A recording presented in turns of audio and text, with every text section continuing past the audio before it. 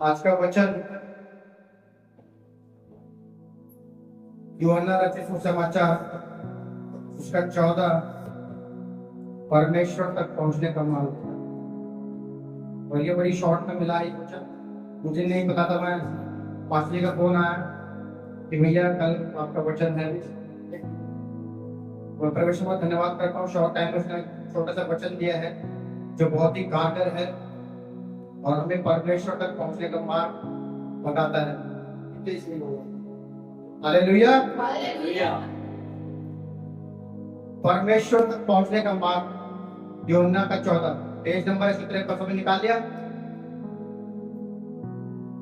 परमेश्वर तक पहुंचने का मार्ग कहाँ है? क्या वो मेन कटौला रोड से है या अवंती चक्रवन से है? कहां से है? परमेश्वर हमें बता रहा है कि तुम किस तरीके से, किस द्वार से परमेश्वर तक पहुंच सकते हो। और ये बड़ा साधारण और सीधा है। परमेश्वर बड़ा सामर्थी है। कोई पढ़ते इस वचन को। तुम्हारा मन व्याकुल ना हो, परमेश्वर विश्वास रखो और मुझ पर भी विश्वास रखो। मेरे पिता के घर में बहुत से रहने के स्थान है। यदि ना होते तो मैं तुमसे कह देता, क्योंकि मैं तुम्हारे लिए जगह तैयार करने जाता हूँ। और यदि मैं जाकर तुम्हारी जगह तैयार करूँ और फिर आकर तुम्हें अपने यहाँ ले जाऊंगा कि जहाँ मैं रहूँ वहाँ तुम भी रहो। जहाँ मैं जाता हूँ तुम वहाँ का मार्ग जानते हो। थोमा ने उससे कहा, है प्रभु, हम नहीं जानते कि तू कहाँ जा रहा है, तुम मार्ग कैसे जाने?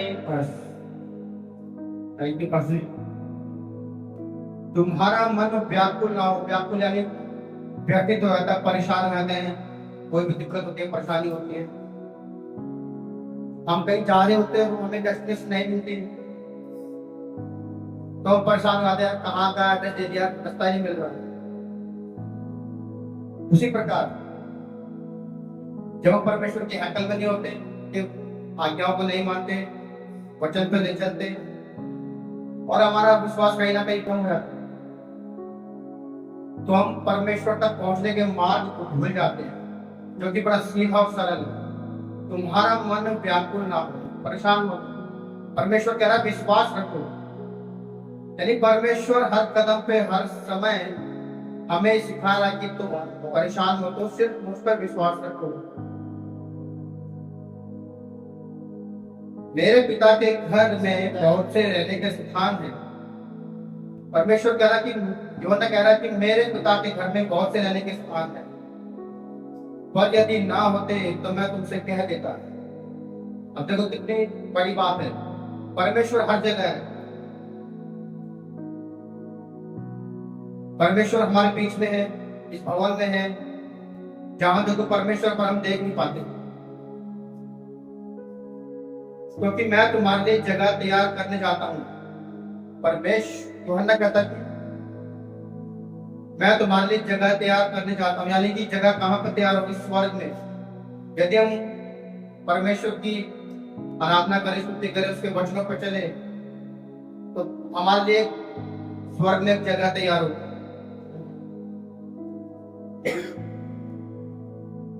यदि मैं जाकर तुम्हारे लिए जगह तैयार करूं, फिर आकर तुम्हें अपने यहाँ ले जाऊंगा कि जहां मैं रहूं वहां तुम भी रहो। परमेश्वर कह रहा है कि जहां मैं रहूं वहां तुम भी रहो। तो मैंने उससे कहा, ये प्रभु, हम नहीं जानते तो कहां जा रहा है, तो मार्ग कैसे जाना? थोमा थोड़ा सा डाउट कर रहा है कि परमेश्वर कि तू कहां जा रहा है। परमेश्वर ने उससे कहा, मार्ग, सत्य और जीवन मैं ही हूं, बिना मेरे द्वारा कोई पिता के पास नहीं पहुंच सकता। हालेलुया। कितना सीधा सरल वचन है। मार्ग, सत्य और जीवन मैं ही हूं, क्योंकि सब कुछ परमेश्वर है। परमेश्वर ने हमें रास्ता दिखाया कि जो मार्ग मैं तुम्हें बता रहा हूं तो उस पर चलो, सत्यता को अपने जीवन में लेके आओ, तो आनंद जीवन पाओगे और मेरे द्वारा स्वर्ग के अधिकारी होगे। क्योंकि मैंने तुम्हें अपना बेटा और बेटा बेटी होने का अधिकार दिया। हालेलुया। हालेलुया। तुम व्यर्थ पे शक मत करो अपने परमेश्वर पे, तुम विश्वास रखो कि जहां परमेश्वर हमारे बीच में है, हम उसके वचनों पर चले, उसकी आज्ञाओं को माने और प्रतिदिन हम उसे याद रखें अपनी प्रार्थनाओं में। और हर संडे, जैसे कि पास्टर ने बताया कि तुम 6 दिन काम करो और 7वें दिन तुम मेरे विश्राम दिन को प्रथम स्थान दो और मेरी हैकल में आओ, तो मैं तुम्हें विश्राम दूंगा। हालेलुया। इसमें एक लूका 9:23 है, उनका लूका 9:23। एक मिनट और गड्डी को बोलिए, टाइम जल्द हो गया।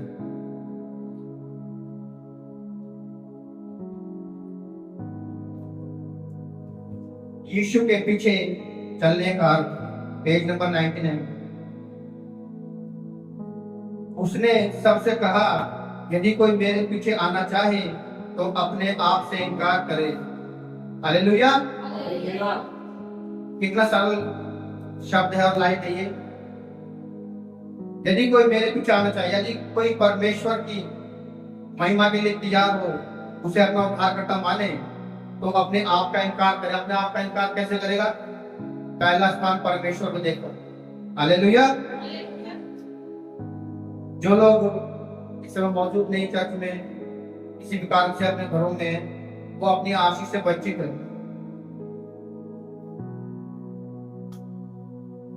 प्रतिदिन अपने आप से इनकार करे और प्रतिदिन अपना क्रूस उठाए और मेरे पीछे हो ले। यानी अपने आप का इनकार करे परमेश्वर की वचनों पे, महिमा पे, और जो उसकी आज्ञाएं हैं उन पर चले, तो वो ऑटोमेटिकली अपना क्रूस उठा के परमेश्वर के पीछे हो लेगा, जो कि इतना सरल नहीं है, क्योंकि वो क्रूस की यातना जो परमेश्वर ने सही, वो हमारे बस की नहीं है भैया। हालेलुया। क्योंकि जो ताड़ना, जो दर्द परमेश्वर ने सहा उस क्रूस पर, हम उसका 1% क्या 0.01% भी नहीं ले सकते। हालेलुया। तो जो कोई अपना प्राण बचाना चाहेगा वह उसे खोएगा, परंतु जो कोई मेरे लिए अपना प्राण खोएगा वह उसे बचाएगा। हालेलुया। परमेश्वर हमें सिखा रहा कि परमेश्वर के पीछे चलना है तो हमें अपने आप का इनकार करना होगा और प्रभु को हमें याद करना होगा, समय देना होगा परमेश्वर को। पहला स्थान परमेश्वर का है। बाकी 6 दिन हमारे काम के लिए है, हम खूब मेहनत करें, लेकिन 6ठा दिन हम अपने परमेश्वर की हैकल में अपना टाइम दें। हालेलुया।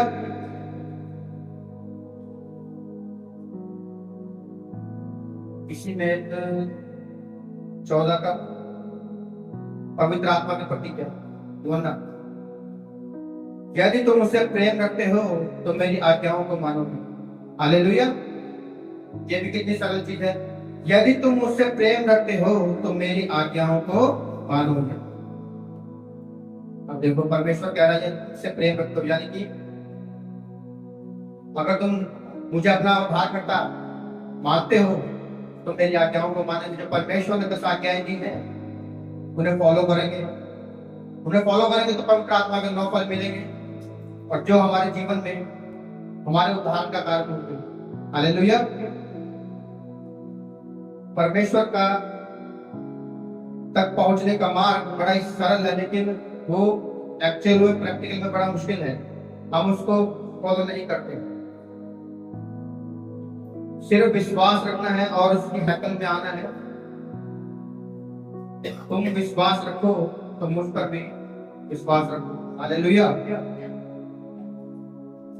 मैं धन्यवाद करता हूं इस वचन के लिए, क्योंकि ज्यादा नहीं कर पाया, इसलिए मुझे अगुवाई मैंने परमेश्वर के वचन के लिए, क्योंकि लिखा भी था बहुत से, पर वो निकल जाती है माइंड से।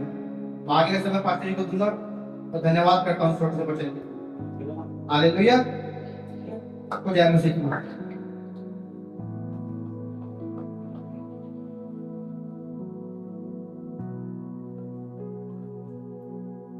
हालेलुया।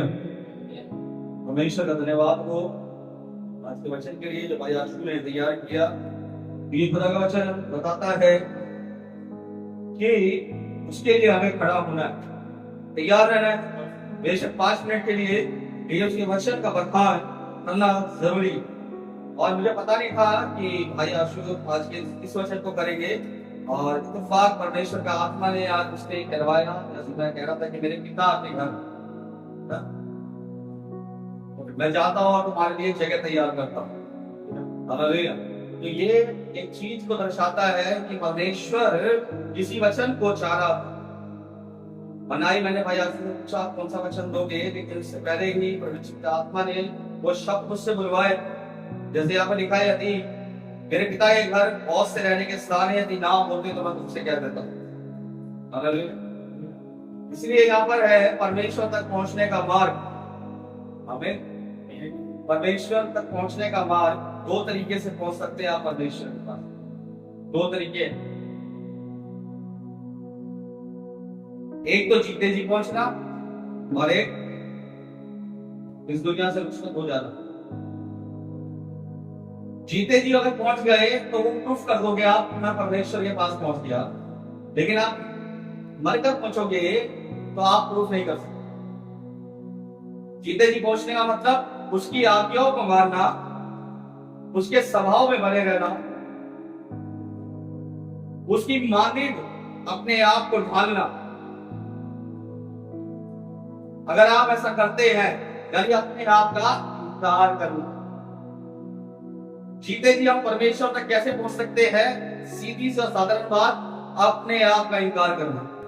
अपने आप का इंकार, उस संसार का अभिलाषा उसको त्याग देना,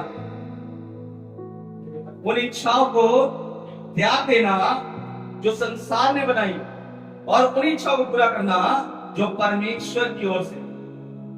हालेलुया। और खुदा का वचन कहता है कि परमेश्वर का मार्ग कैसा है? कैसा है परमेश्वर का मार्ग? सकरा। और संसार का मार्ग यानी जो परमेश्वर से वंचित मार्ग कैसा रहेगा, कैसा मिलेगा? छोड़ा। उधर बहुत से सुख तो शुरुआत में क्या मिलेंगे आपको? अच्छी अच्छाइयां मिलेगी, सुख मिलेंगे, हर चीज मिलेगी, आप जो मांगोगे। और आप कहोगे यही परमेश्वर का मार्ग है। सर ये शैतान के भटकाने वाली चाल है। क्योंकि शैतान हमारे शब्दों को सुनता है। जब हम मांगते हैं प्रभु यीशु मसीह हमें ये दे, प्रभु देता तो है, लेकिन उससे पहले अगर आप वचन में कमजोर हैं, आत्मा में मजबूत नहीं है, आपके शब्द को शैतान सुन लेगा और उसको पूरा कर देगा कि आप उसके मार्ग पर चलने वाले बन जाओ। हालेलुया। प्रभु यीशु मसीह जब अपने पिता के पास पहुंचने वाला था, तो उसने एक ही चीज बोली, हे पिता, मेरी नहीं बल्कि तेरी इच्छा पूरी हो। मेरी नहीं बल्कि तेरी इच्छा पूरी हो। हालेलुया। जब प्रार्थना कर रहा था, उसने कहा कि ये प्याला मेरे पास से हटा ले, लेकिन साथ में उसने क्या कहा? मेरी नहीं बल्कि तेरी इच्छा पूरी। यानी उसने अपने आप का इंकार किया। वहां पर अपने आप का इंकार, यानी परमेश्वर की आज्ञाओं को मानना। यानी खुदा कलाम में बताता है हमें जीते जी क्या करना है? परमेश्वर तक पहुंचना है। हालेलुया। और कैसे पहुंचेंगे? जब हम उसके सकरे मार्ग पर चलेंगे। कौन सा मार्ग? सकरा, तन्हाई वाला मार्ग, दिक्कतों वाला मार्ग, दुखों वाला मार्ग, परेशानी बीमारी वाला मार्ग। क्योंकि परमेश्वर चाहता है कि हम उस मार्ग में चले और फतेह प्राप्त करें यीशु के नाम से। ये खुदा का नाम कहता है, तुम जिस परिस्थिति में क्यों ना हो, तुम मुझे धन्यवाद करना ना छोड़ना। बीमार हो तो प्रभु तेरा धन्यवाद, मुझे परिपूर्ण चंगाई देने जा रहा हूं। बेरोजगार हो प्रभु तेरा धन्यवाद कि तू मुझे एक अच्छी नौकरी देने जा रहा है। घर में परेशानियां हैं, प्रभु तेरा धन्यवाद क्योंकि तू अब इन परेशानियों का अंत करेगा। यानी हर बात में परमेश्वर का धन्यवाद देना है सकारात्मक तरीके से। ये नहीं अरे प्रभु ये क्या कर दिया, मैं तो रोज वचन पढ़ती थी, मैं तो रोज तेरे नाम को लेता या लेती थी, मेरे साथ ऐसा क्यों हो रहा है।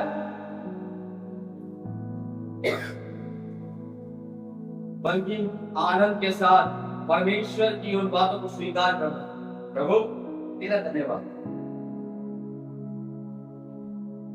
तेरा धन्यवाद, तेरी महिमा, तेरी तारीफ।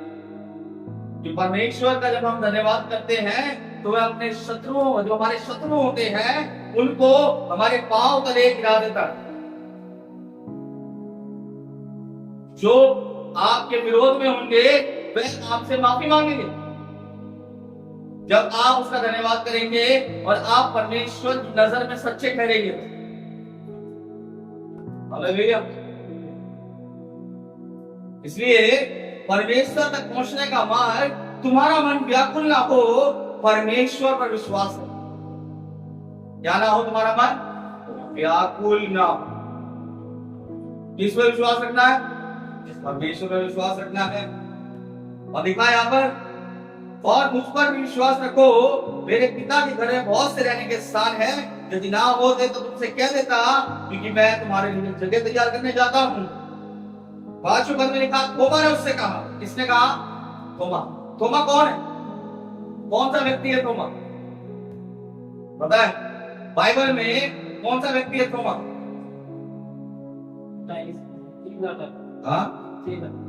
चेला। लेकिन क्या किया था उसने? किससे उसकी याद आती है? जब उसका नाम लेते हैं तो कौन सा दृष्टांत याद आता है बाइबल का? हाँ, जब तक मैं यीशु के हाथ में अपनी उंगली डाल के ना देख लूं, मेरी उंगली आर पार ना हो जाए, तब तक मैं उस पर विश्वास नहीं करूं। कौन था वो? वह चेला था, लेकिन वह भी विश्वास नहीं कर रहा। हालेलुया। क्या वो वचन को नहीं जानता था? जानता था। क्या परमेश्वर की आज्ञा को नहीं जानता था? जानता था, लेकिन फिर भी वो यीशु पर विश्वास नहीं कर रहा था। वो कहता, जब तक मैं उसके छीते भरे हाथ में अपनी उंगली को नहीं डाल लूं, तब तक मैं विश्वास नहीं करूंगा कि यीशु जीवित है। हालेलुया। यीशु जीवित है। और यहां पर लिखा है, थोमा ने क्या कहा? हे प्रभु, हम नहीं जानते कि तू कहां जा रहा है, तो मार्ग कैसे जाने? हालेलुया। हे प्रभु, हम नहीं जानते। क्या लिखा है? उसने कहा, हे प्रभु, हम नहीं जानते तू कहां जा रहा, तो मार्ग कैसे जाने? यीशु ने क्या कहा? क्या कहा यीशु ने उसके बाद? मार्ग, सत्य और जीवन मैं ही हूं। अगर तू मुझे अभी तक नहीं जान पाया तो तू फिर कभी नहीं जान पाएगा। हालेलुया। मार्ग, सत्य और जीवन मैं ही हूं। मेरे सिवा, मेरे बगैर कोई भी पिता के पास नहीं पहुंच सकता। यानी तुम्हारे और मेरे अपने पिता के बीच में मैं एक बिचौलिया हूं, एक बिचवई हूं। इसलिए मेरे पिता से मिलने से पहले तुम्हें मुझसे मिलना ही पड़ेगा, कुछ भी हो जाए। हालेलुया। क्योंकि मैं उसका बेटा और उसने मुझे अधिकार दिया। यीशु क्या दिया गया है? अधिकार दिया गया। उसने कहा, अगर तुमने मुझे देख लिया तो मेरे पिता को देख लिया। हालेलुया। क्योंकि जैसा मैं हूं वैसा ही मेरा पिता है। इसलिए अपने आप को भी हमें क्या बनाना है? हम भी बोल सके, अगर तुमने मुझे देख लिया तो यीशु को देख लिया। कि जैसा मैं हूं वैसा मेरा पिता यीशु है। लेकिन हम अपने आप को वैसा नहीं बना पाते, क्योंकि यीशु गाली नहीं देता, यीशु झूठ नहीं बोलता, यीशु गुस्सा नहीं करता, यीशु चोरी नहीं करता, यीशु किसी का डा नहीं करता, वह बुरा नहीं मानता। हम सारी चीजें कर रहे हैं, तो हम नहीं कह सकते कि जैसा मैं हूं वैसा मेरा पिता, क्योंकि अभी बहुत सी कमियां हैं जो हमें पूरी करनी। इसलिए हम ईश्वर का धन्यवाद करें कि जब तक हम जीवित हैं, बता रहा हूं ना, पता नहीं है कल क्या हो जाए, 2 घंटे बाद क्या होगा। जब समय मिले खुदा की बंदगी का, खुदा की संगति का, उसमें शामिल हो जाओ, जरूरी।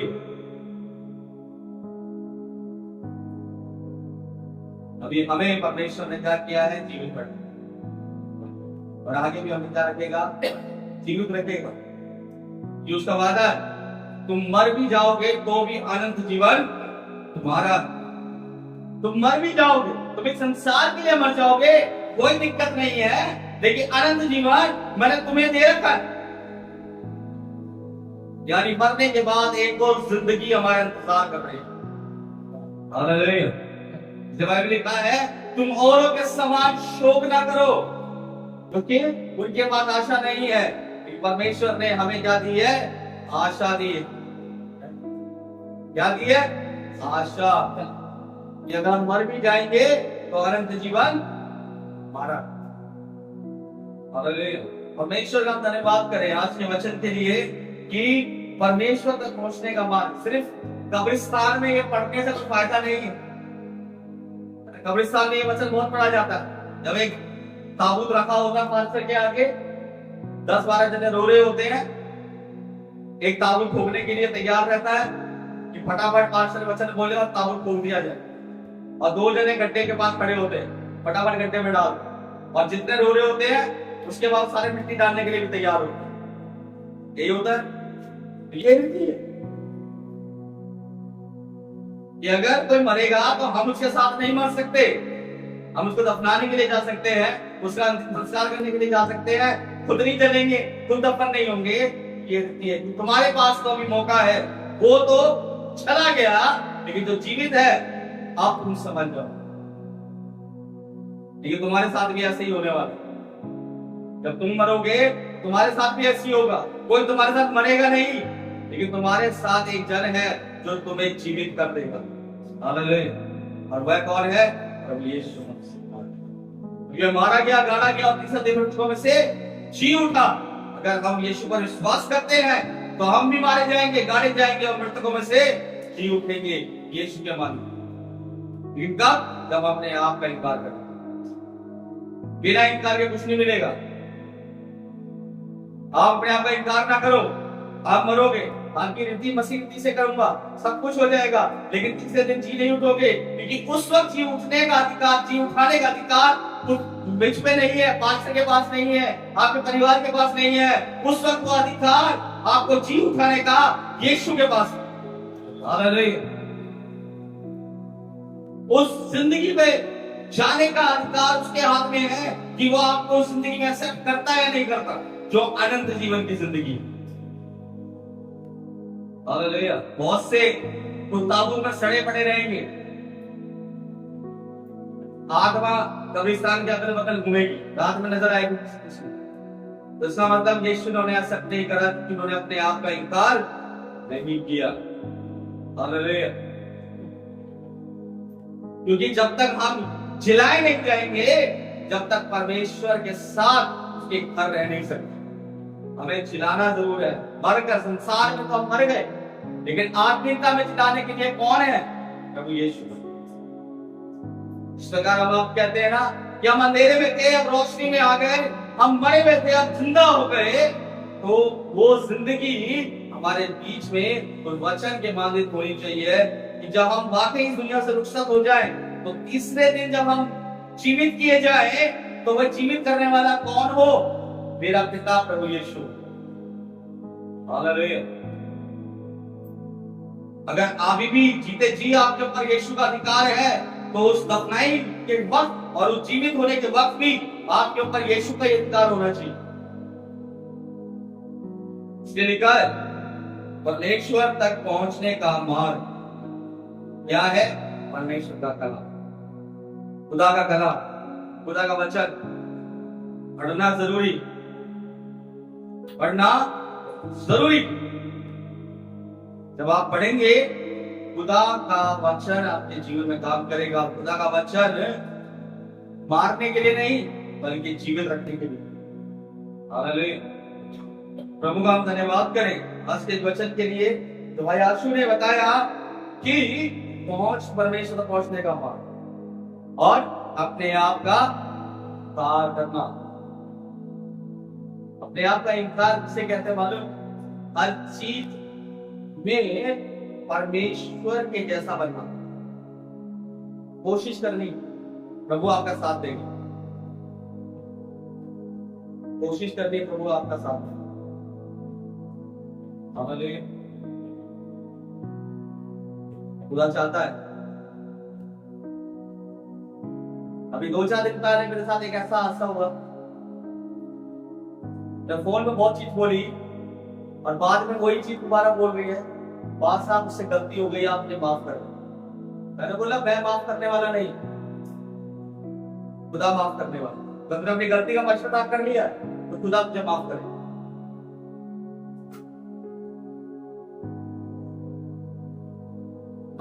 एक दिन पहले जो बोलती उसका जवाब भी मेरे पास था, लेकिन अगर मैं कोई चीजें बोलता तो मैं खुदा के भय में नहीं। मैं तुझे बहुत बारी मेरे पर उंगली उठाई पास्टर के उसमें। मैं तुझे बता दूं कि सुल्तानपुरी में जो पास्टर मेरे जैसा पास्टर मुझे मिलेगा नहीं सुल्तानपुरी में। मेरे को 2 रिकॉर्डिंग भेज के मुझसे माफी मांगो, आप माफ करना मेरे को, क्योंकि मैंने खुदा के दास के ऊपर बातें करी, खुदा मुझे श्राप देगा। मैंने अगर तूने अपनी गलती मान ली है तो खुदा तुझे क्षमा करेगा। बाइबल में लिखा है क्षमा करो तो तुम्हें भी क्षमा किया जाए। हालेलुया। क्षमा करो तो तुम्हें भी क्षमा किया जाए। इसलिए अपने आप को ऐसा बना लो कि परमेश्वर की बातों को आपके जीवन में होता हुआ नजर आप देख सके। और मैंने एक ही चीज बोली जब उसने मुझे फोन में बोला, मैंने कहा प्रभु न्याय करेगा, टेंशन मत ले, प्रभु न्याय करेगा।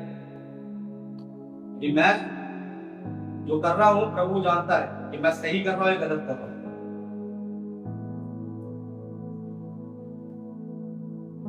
किसी को क्या होता है, मसीह में तो होते हैं लेकिन सब्र नहीं होता, जल्दबाजी। बहुत सी चीजों में जल्दबाजी का नतीजा उसने कहा, मैंने ना, क्योंकि बाइबल बताती है, मैंने तू कह रही है कि तू बहुत मसीह में है, तो बाइबल एक चीज को बहुत अच्छी तरह बताती है कि तुम कुछ खाओगे तो उससे अशुद्ध नहीं होगे, लेकिन जो तुम बोलोगे उससे तुम क्या हो जाओगे? अशुद्ध हो जाओगे।